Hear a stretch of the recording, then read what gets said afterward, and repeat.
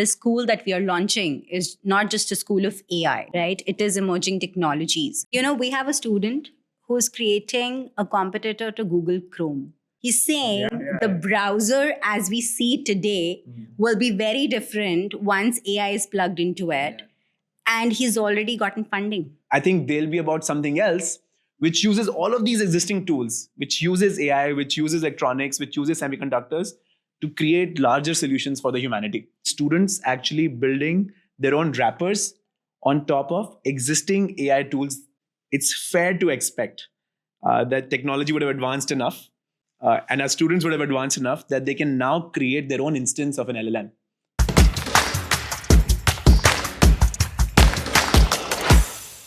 Hi everyone. Today we have a very big news for you.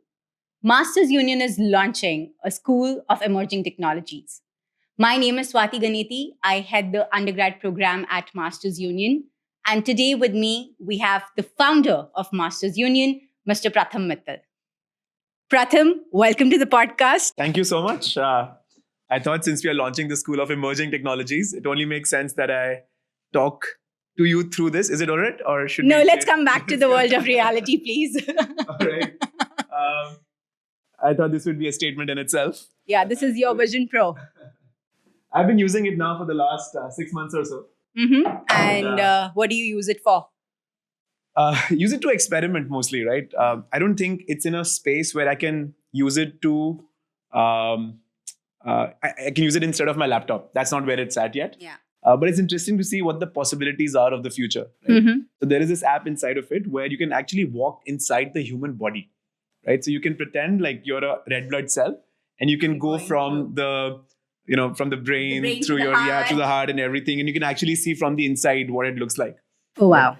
And it's an actual video taken by an actual camera inside the body. Inside the body, right? So you actually see a reality, right? It's not a 3D rendering. And I think that really can change the way doctors study, right? Or physicians study.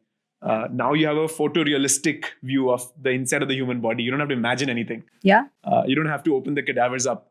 It's super interesting. And that's just the beginning. There are so many other interesting apps. Yeah. And I think we're not far from the world where instead of taking your blood test, you just pop in a camera and that kind of goes through your body and the doctors can tell you what's exactly wrong. I think we're also not far from a world where even the doctors and the physicians, even their job can come under question, right? And I know this is very, very controversial to say. Yeah. But I really think that AI and robotics and all of this put together can take away the need for, as you were saying earlier, OPD. Yeah. Right? At least at the minimum. And then diagnostics and prescription. Surgeries already. I mean... there are robo-assisted surgeries already happening where doctors from one city... Robotic assisted as well as fully robotic in itself. I think a knee surgery today can be done completely by robots, right? And at a much higher success rate. Yeah. I don't know where the world is, whether the aeroplanes will be flown by AI pilots and the surgeries will be done by AI. They already are. But still, you have your pilot sitting in the cockpit. I don't want to go into an AI-driven plane right now. Fair. Let's see what the future holds. Okay. Great. So one of the biggest questions that everyone has been asking me, and I thought we'll put that out to you in this podcast, is that Masters Union has been a very successful business school. Even the tagline is learn business by running business. So how is it that Masters Union is now launching a school of emerging technologies, and why? I think the answer is in front of all of us, right? When we started Masters Union, we were living in a very different world. Today, we are living in a diametrically opposite world, right? With the advent of AI 2 years ago, I think it was exactly 2 years ago in December, when OpenAI launched ChatGPT. And since then, everyone has been witnessing what's been happening, right? The world is in a very different place today.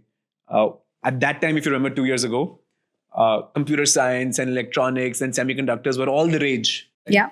Those jobs were really hugely in demand. We had the bumper years at Infosys and TCS. You remember those times, right? I'm from an IIT Delhi, right? So I know what the world looks like. But today, because of AI, I think every industry has been fundamentally disrupted, right? Everyone has been forced to think about their business models and whether their existing way of working is going to be relevant tomorrow or not, right? I mean, pick up finance, right? Pick up healthcare, pick up manufacturing, pick up computer science as an industry, services. I mean, everything is undergoing a dramatic shift. Right? Yeah. And Masters Union, the goal was always to advance the world, right? It was always to train students in whatever is needed by the world. I think 4 years ago when we started, a big need was to have a great undergraduate and a postgraduate business program that combines technology. However, today there is a huge need for a fundamental AI program, right? For a fundamental technology program and for a fundamental future program where it's not just about learning coding and programming, right? That can be done by AI now. It's about how to use all of these tools to solve larger problems that the humanity is facing. You're so right, Pratham. If I go back to my days at IIT Delhi, and I was studying electronics, I was going and making circuits.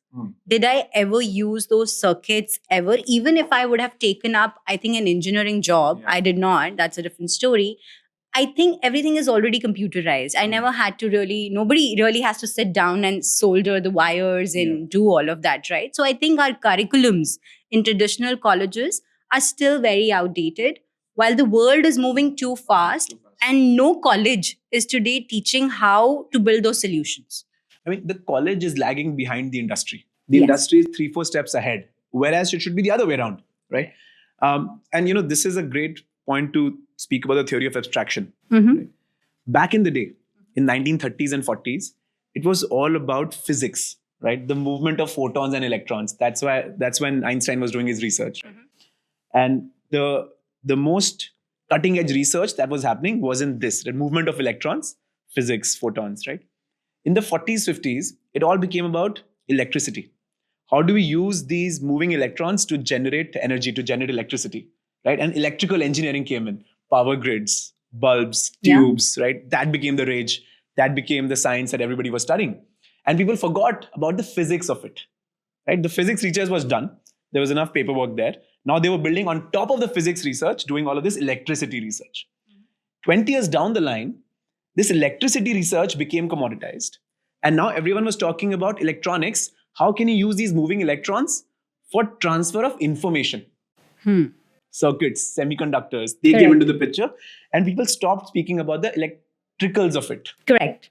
Right? And then computers. Thereafter, it became all about computers, where we stopped thinking about how the moving electrons actually move information, but how can you program operating systems that will use those circuits to create an interface, right? That we see as computers and phones today. Yeah. That became computer science engineering or computer engineering, right? Then came computer science, which is all about just developing apps on top of existing operating systems. You already have iOS, you already have Android. Now you have to develop apps on top of it. Software engineering, what we call it. And people stop thinking about the circuits of it.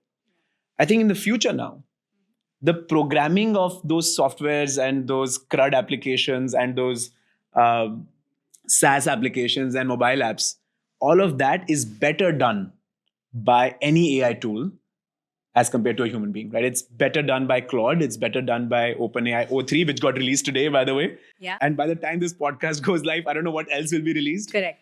And so I think the future engineering schools will not be about physics and electricals and electronics and computer engineering and computer science and software development.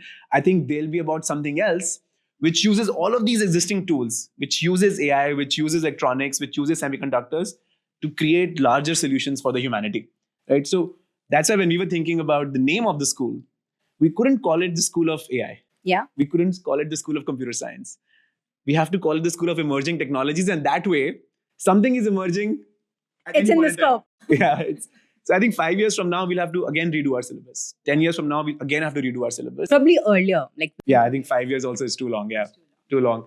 And that's why I'm so excited for this school, right? It will always be, hopefully, one step ahead. I think we'll still be one step behind San Francisco and Silicon Valley. Yeah. I think they're far too ahead and it'll take us a long time to catch up. So we'll play, hopefully, second fiddle to them, but hopefully first fiddle to anybody else. Fair. Now, you've talked a lot about AI, but I know that the school that we are launching is not just a school of AI, right? It is emerging technologies. So what else is in the scope? Yeah. What else can students study here?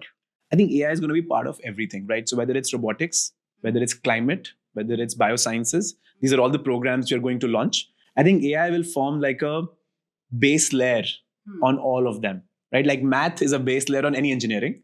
Similarly, AI is going to be a base layer on all of these new engineering programs that we'll start. So, of course, we are starting with AI and data science, which is about the engineering of AI itself. How do you build LLMs? How do you use existing LLMs to build new tools? How do you learn through LLMs, right? So, all of that is going to get covered through our main flagship program, which is AI and data science. I think the second one that we are looking to launch is climate tech and sustainability, which is how do you use now this AI? How do you use existing advances in robotics? How do you use existing advances in electric vehicles? How do you use advances in renewable energy to create new climate tech solutions and new sustainable solutions, right? I think that's going to be incredibly important. I can't think of one program, at least in this part of the world, that focuses on these kind of skills. Does not exist, but highly, highly needed, right? Even the Prime Minister has started speaking about sustainability, right? Yeah. And it's high time we follow and start making his vision a reality, right? And not just, I would say, India, pretty much all over the world, if you look at it, sustainability has become the big keyword. A lot of global conferences are about it. And even if you take it the industry lens, I was talking to somebody, from IIT Delhi, who's chief sustainability officer at one of the conglomerates in India. He said, hey, we want to hire talent, but there's nobody who understands the climate space or the sustainability space, what the government regulations say, what are the global policies, what Carbon are the credits, different technologies. And it's not that you just need engineers who can design those solar panels, but somebody who can understand all of this and bring it together to solve integrated a problem. solution, right? Like if I've been watching a lot of political podcasts, and I love it how passionately Nitin Gadkari speaks about the future of mobility and future of hydrogen-powered vehicles, right? Yeah. And I'm guessing, his vision is to make every vehicle a hydrogen-powered vehicle. But how many engineers in India truly understand hydrogen engineering? Yeah. I don't even know if hydrogen engineering is a word, right? It's yet not offered. It's not. And so his vision is not being supported by the education community at all, right? If he's saying something, we should all be thinking about how to train our kids in that direction, but we are not.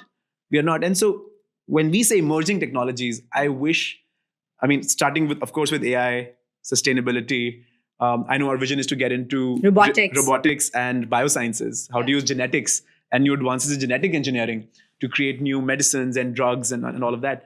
But I'm very excited for the first two programs. Honestly, this will be the first of its kind in India, both of these programs. Yeah.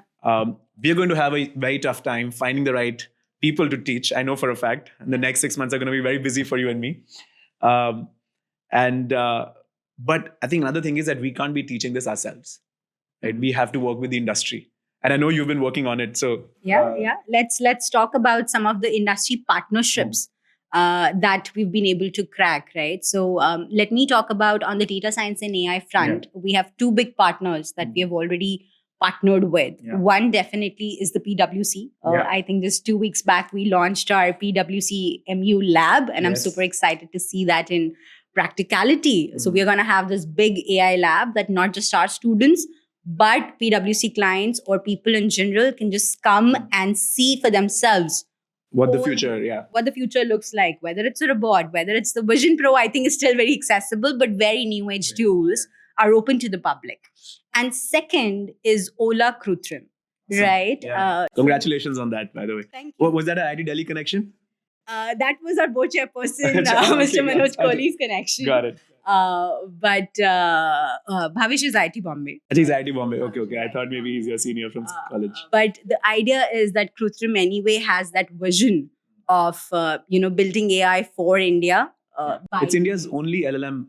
It is right now, and we've been working very closely with their AI engineers who have given comments on the curriculum, designed it with us, and now they are ready to teach as well as part of the curriculum, right? So these are the industry partnerships that we want to bring to the table. But apart from that, let's talk about the Outclass. Yeah. Masters Union has always been known for learning by doing. So tell us some of the Outclasses that our students will get to participate. I think for those who are watching this for the first time, so we have in-class, which is all the trainings that happen inside the classroom. And then Outclass, which is all the trainings that happen inside the classroom. What is the application of that in real life comes under our Outclass, right? So in our business programs, students actually have to build businesses.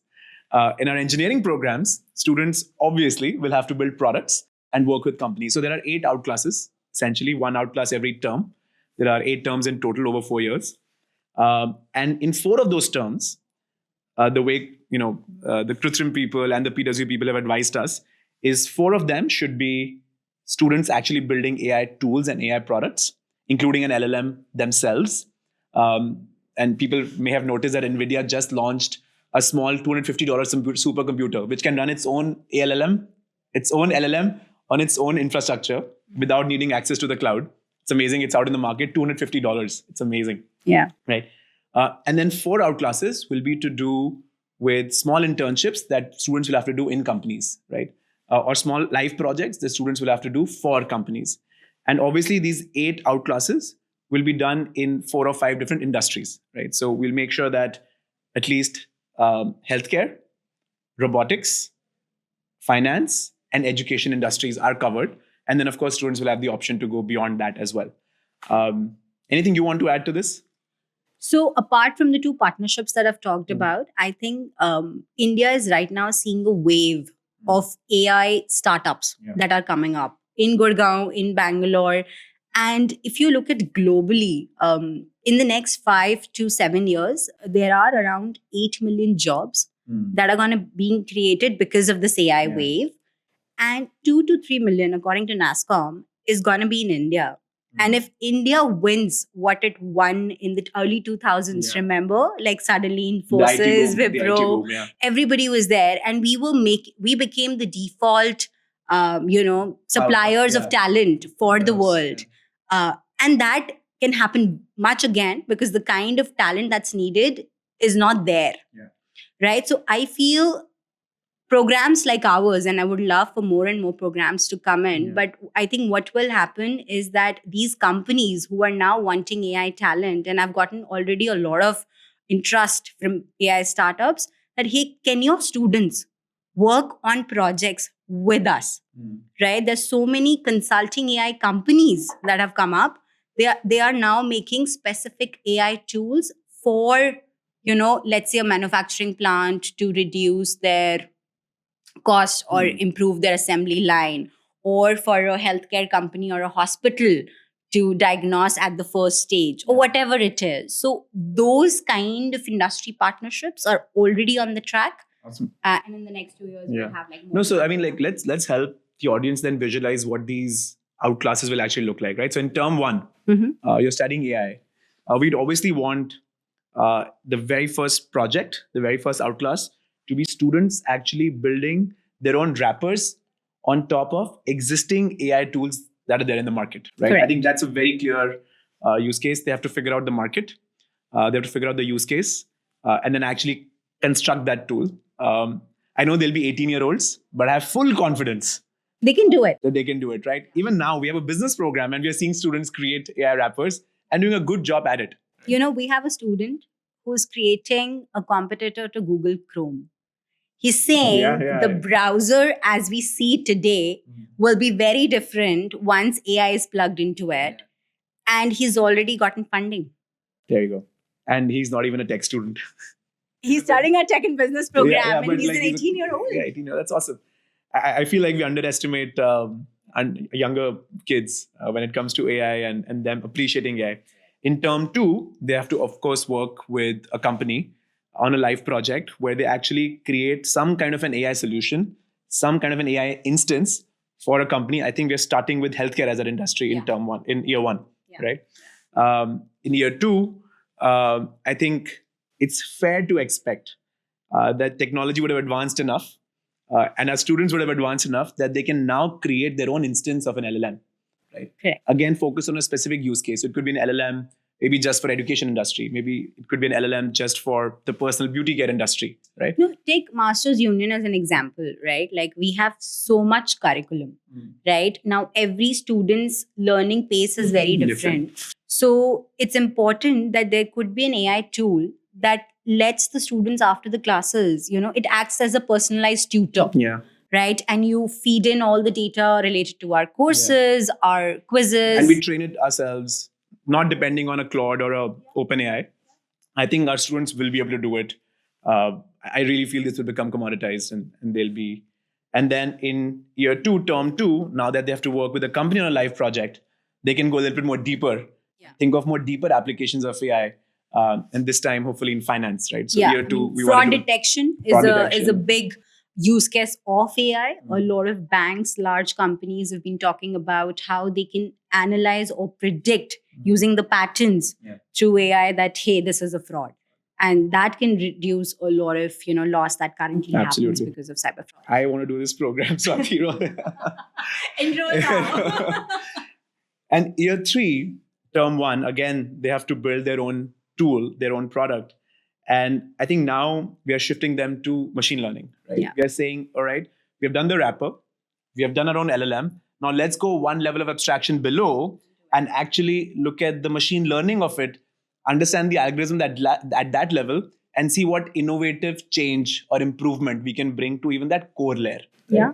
And here again, I feel that this is a very difficult problem to solve, right? These are the kind of problems that are being solved in OpenAI offices in San Francisco. And in people doing PhD in their researches, But I think like if we throw this tough challenge to our student, even if they can scratch the surface, even if they can dig deep 5%, I think it's a huge victory for us. Yeah. I mean, where else in undergrad is it happening, or even in postgrad, right? I think a lot of, as you said, right, the colleges are very far behind the industry. So today also, I know if you go to the topmost colleges, including IITs, NITs, people are studying logic gates, data structures, C++, Java. Who's using all of that today in the industry? Nobody. I think students need to be able to appreciate it. Yeah.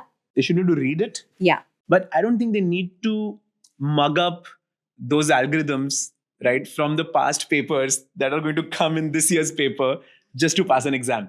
I think that needs to change, right? Correct. Like I still feel that some amount of C++ appreciation for it, right? Data structures appreciation for it may help. Yeah, but you can't be doing a lot of projects and assignment of, hey, how do you use C++ to develop this computer vision program? Yeah. I did that 10 years ago and it's still being done today. Yeah, and you didn't use it, I doubt any of your classmates. Yeah. Your husband is also your classmate. So. Yeah.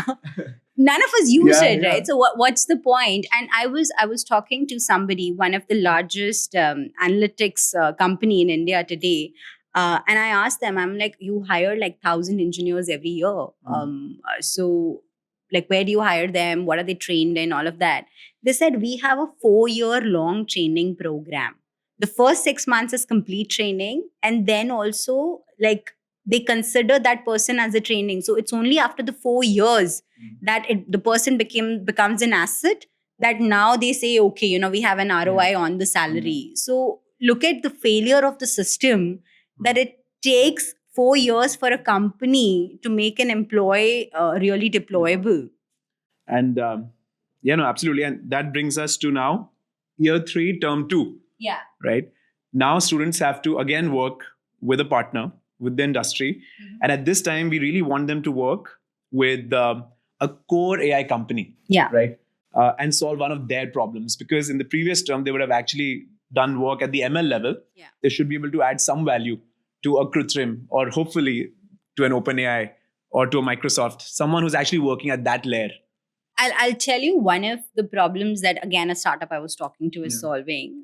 They said, Swati, how do you do your admissions? And I'm sure you will have your salespeople talking, or the admissions people talking on the phone, explaining, and every prospective student will have different questions, right? I said, yes, exactly. So I have a team of these admission people who kind of, answer all the questions that we get.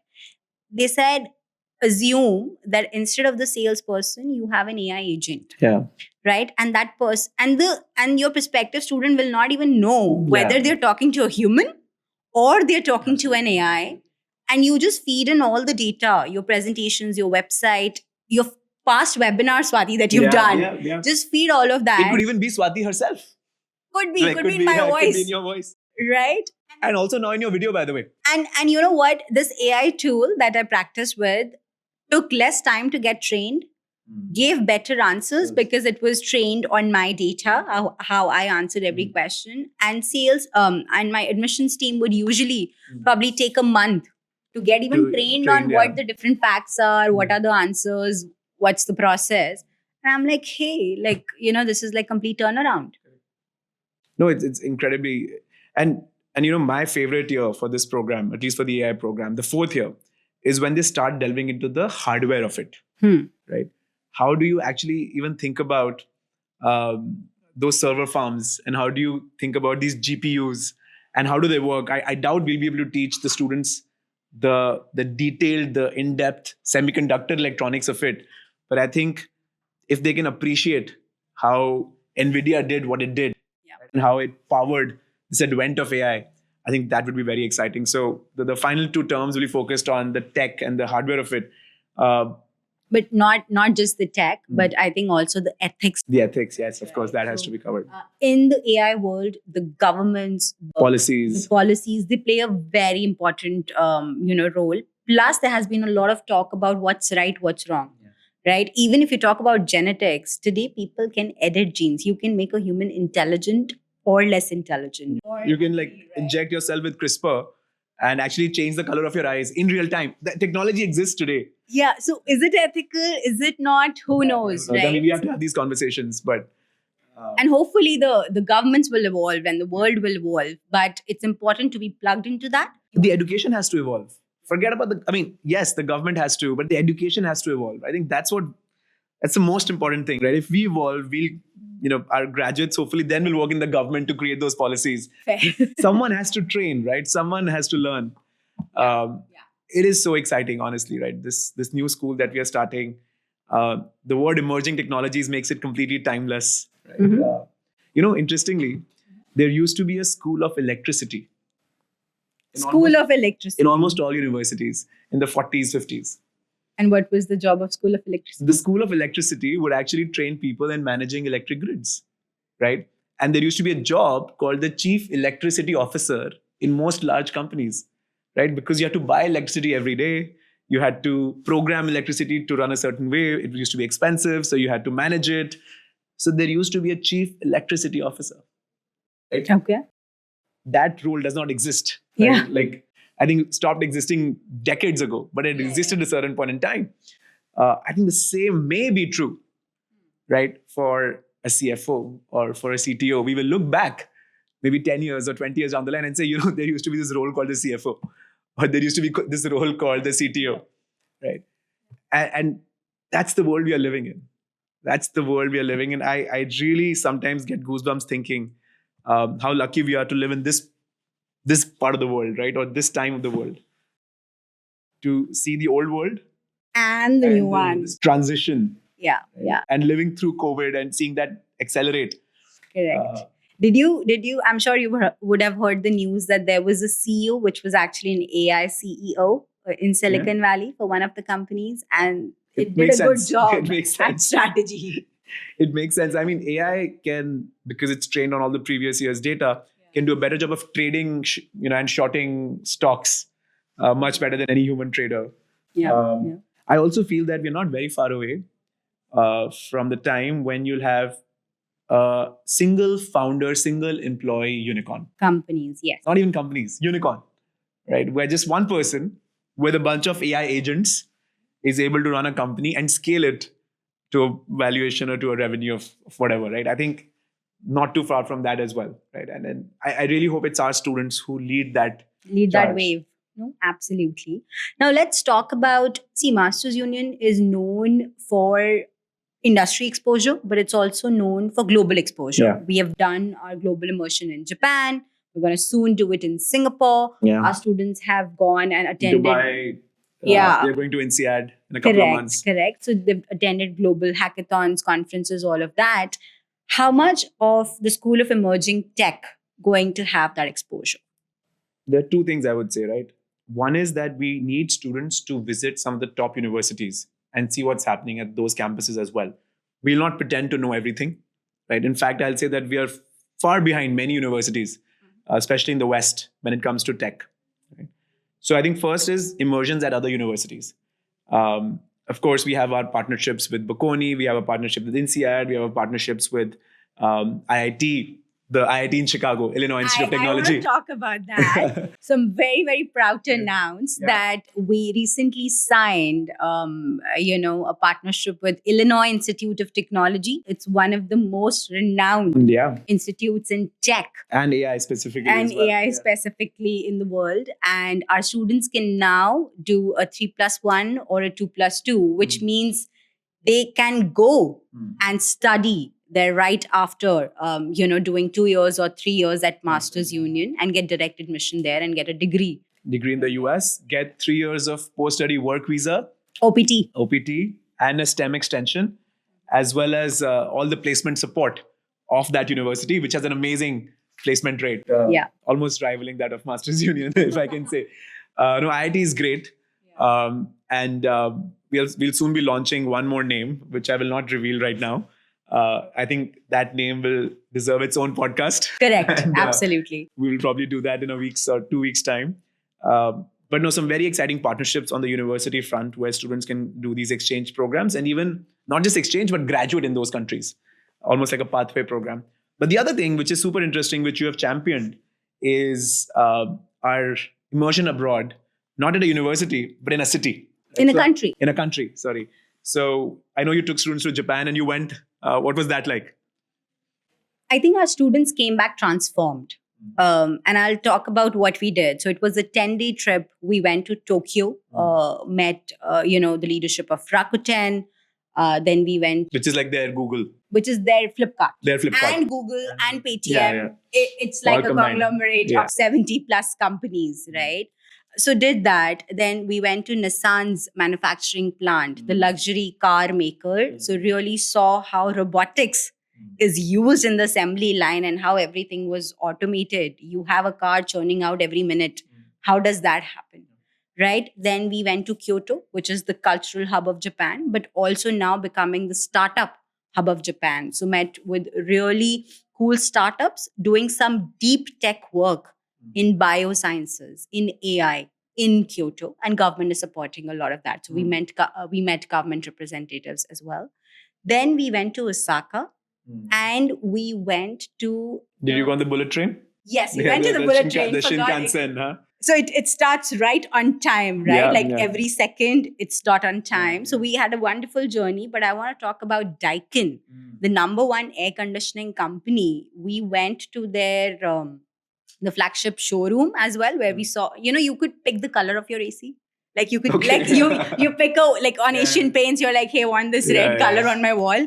You could pick the color of the AC, but now they have technologies where you'll control everything, the humidity, the temperature and other elements of your environment. So we saw the manufacturing plant, we saw the new technologies from 1960s to 2050 in future, what they're going to launch, all of that.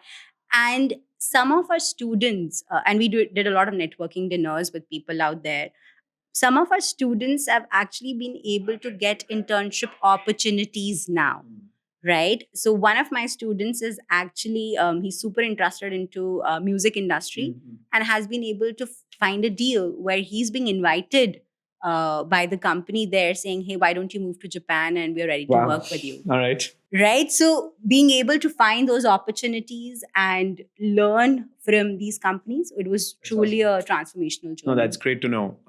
Very excited for now. Singapore is the next. Singapore is the next one. I think Dubai is where the postgrads might be going. Yeah. So lots of... We did Italy with our executives. Oh, of course. Yeah, we did Italy. They went to Ferrari, Ferragamo, so all of these factories as well. No, I think in tech, of course, we can't forget Silicon Valley. We have to go there. Yes. That goes without saying. I think we also must go to Guangzhou and actually see China and their industry, because China is, I think, very close second to the US in the AI race. And most importantly, Taiwan, where everything actually gets fundamentally designed and manufactured, right? Israel is also doing some cool work in the tech space. So I think these 4 immersions in the tech program will be super exciting. Yeah, absolutely. Can I now ask you a fundamental question? Right? Now, I'm somebody who studied engineering, right? And even today, when somebody wants to do engineering, they're studying this PCM, they want to go to IITs, and there is this pecking order, right? If IITs don't happen, then we'll go to an NIT. The pecking order is, if first IIT Bombay Computer Science, let's with that, yes. The pecking order starts Even there, fair. IIT Bombay, Delhi, computer science, electronics, civil, chemical, and I know for a fact that a lot of students who pick civil, chemical, they're not gonna go and work in these industries. They also know. They are also studying computer science in some form, right? So if there already is a pecking order, and there is already a strong preference for those colleges, then why would one pick Masters Union? No, I think it'll be very wrong to compare Masters Union with an IIT or with any other college, right? I think what we are looking at is designing a program for the future, not for the present or the past, right? And so I think what students will be able to study here is not something that they can possibly study anywhere else, at least in India, right? Maybe a few programs, maybe a few professors would be operating at the level that we'll be operating, but I can be very confident in saying that this program will be unique in so many ways. So if you're looking to become an engineer, and if you are really passionate about what's happening in AI, and if you've been tracking all of this, then if you go to a computer science program, even at an IIT Bombay, right, you will feel that, what am I studying? Right? You will question that, hey, listen, on one side, OpenAI is launching all of these new tools, right, which are making the job of a developer completely redundant, right? But at the same time, my faculty is forcing me to study data structures from 1970s, right? So I feel that, while I hope that most colleges will update their curriculum as well, it's not happened yet. Not at that pace. Not I at know that pace. IIT Delhi launched a school of AI, but I haven't seen a BTech in AI yet. Right? So I think, at least for the next couple of years, if you're looking to build in AI, if you're looking to ride the wave of AI, right, and swim with it, then I think this is the right program. Of course, it's not for everybody. Like I say that again and again, that Masters Union is not for everybody. The rigor here, the focus on application and practicality here, is not for those who find comfort in books and academics, right? And I know that you come from IIT Delhi, and I'd love to hear your opinion, right, on how you went to school and what was the system and process that you were used to versus now what you're creating for your students. Yeah, no, it's very different. And sometimes I tell my students that if Masters Union existed at our times, will I get selected? I don't know. I was a complete academic nerd, right? And probably I am today as well. But my philosophy and my thinking is this, that every year, approximately 15 lakh students take JEE, right? Correct, yeah. So even if I take and say the top 20 percentile are the ones who are capable, smart enough, will do something. Generally want to even study engineering. Who want to study engineering will put in the hard work. The rest work. are just doing it because mom, dad said so. Yeah. Right? So that comes to around 3 lakh students. Correct. Right? Now, IIT, or even you look at NITs and some of the topmost institutes, BITS and all of that, if you combine all of that, it's approximately 30,000 to 35,000 seats. And not just computer science, including everything. Right? Including printing, engineering, and instrumentation. Metallurgy and all, which, usually people don't want to study. So practically, the number is 5,000.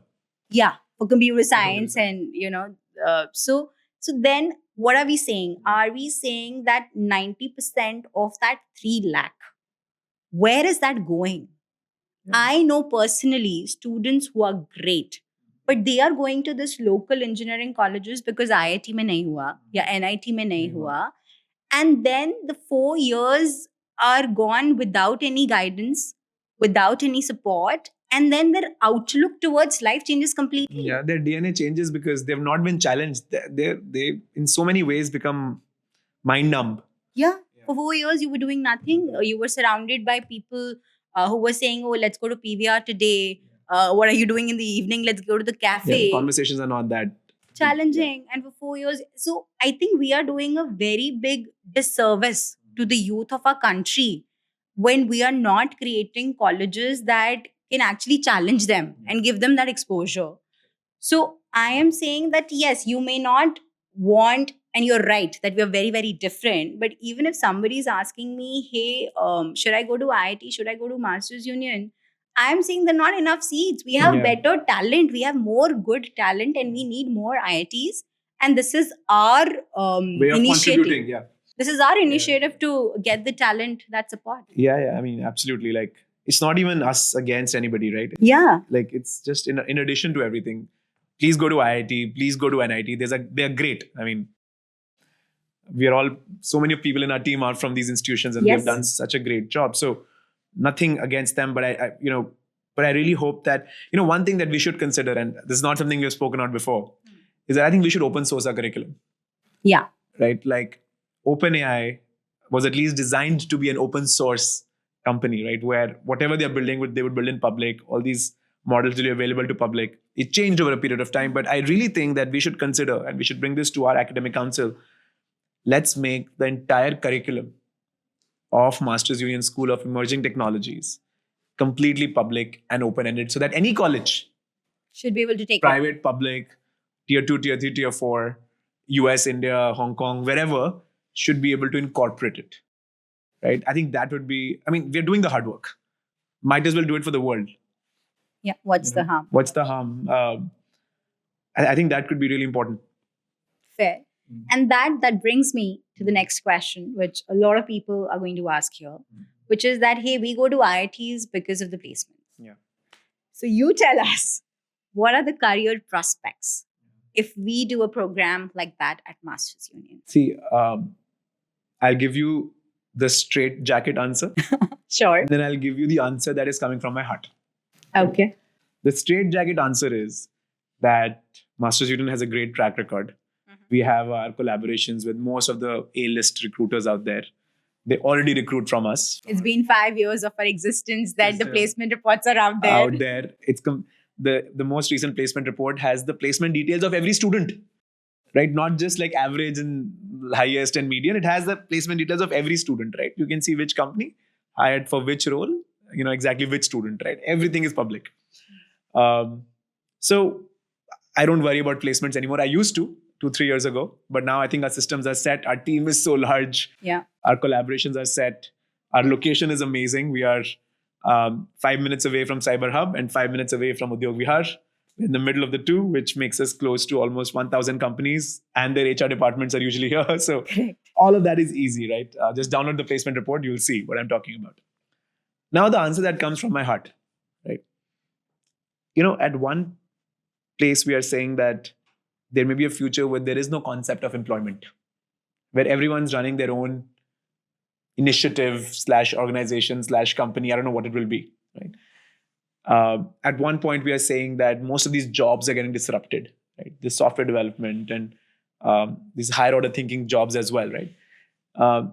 So in a future that looks so different, I don't even know if our students, the way they will be trained, should require placements, right?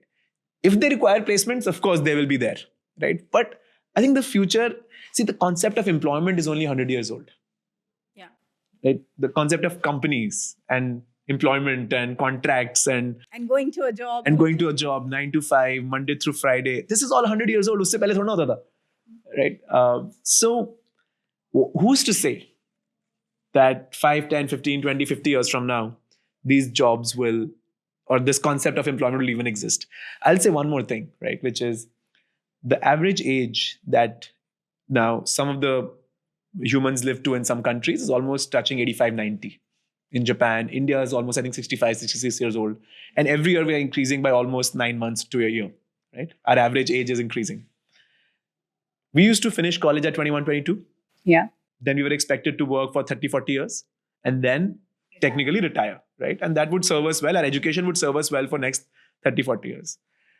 But I really feel that if you're going to live, say, to 100, safe to assume that our generation will live to 100, our kids' generation will live to maybe 120, 130.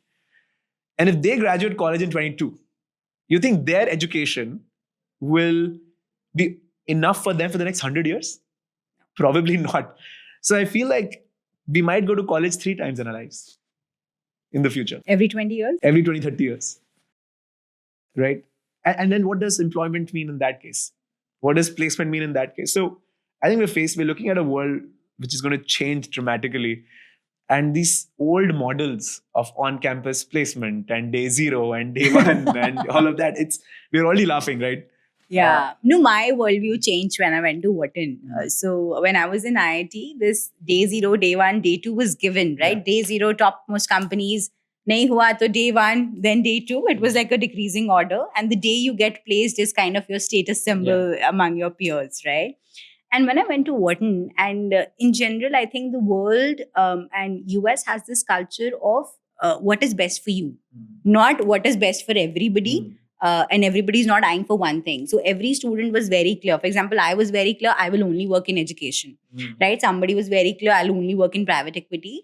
So there was no day zero, day one, day two concept. Opportunistic नहीं था कि day zero पे जो company आई है चलो बैठ जाते हैं. बैठ जाओ. वो एकदम crowd वाला काम नहीं है, right? Every person is an independent and your happiness is independent and your definition of success is independent, right? So I feel the world that we are seeing, let's say 10 years down the line, even in India, even today when I meet these teenagers, right? Like they are not saying X kya kar raha hai, Y kya kar raha hai. They're saying meko ye karna hai.